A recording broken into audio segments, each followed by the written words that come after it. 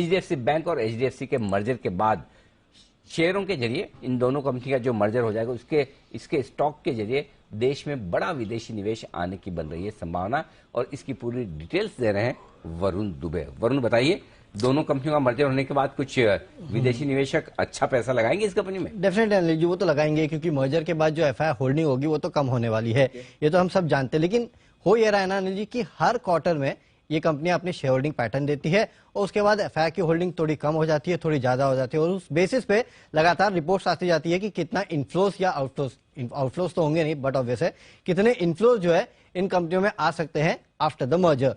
तो यहाँ पे कुछ रिपोर्ट जो मैं पढ़ रहा था उसमें कहा जा रहा था कि मर्जर के बाद एफआई की होल्डिंग जो है करीब 61% के आसपास होगी, और बेसिकली नुवामा की रिपोर्ट है। और ये कह रहे थे कि एफआई की होल्डिंग की अधिकतम सीमा देखिए, ये तो हम सबको पता है कि 74% के आसपास है।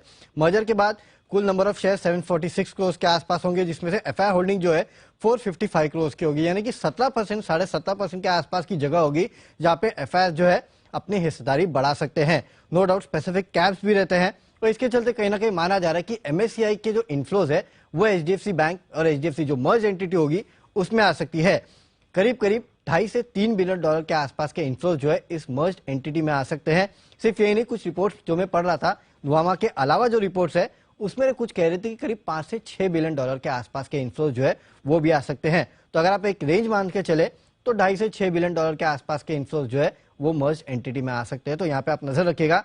हाँ, लेकिन एक बात है कि आने वाले क्वार्टर्स में जब तक मर्जर पूरा नहीं होता, शेयर होल्डिंग फिर बदलेगी, तो फिर कहीं ना कहीं आपको एक नया अपडेट हम लेके आएंगे कि कितने इन्फ्लोस आ सकते हैं। मेरे ख्याल से एक और क्वार्टर लगेगा जब नई शेयर होल्डिंग आएगी, और उसके बाद आपको फाइनली पता चल जाएगा कि एग्जैक्टली कितने इन्फ्लोस आ सकते हैं। बट फिलहाल अनुमान यही लगाया जा रहा है कि इन्फ्लोज में काफी बड़ी बढ़ोतरी आपको होते हुए दिख सकती है।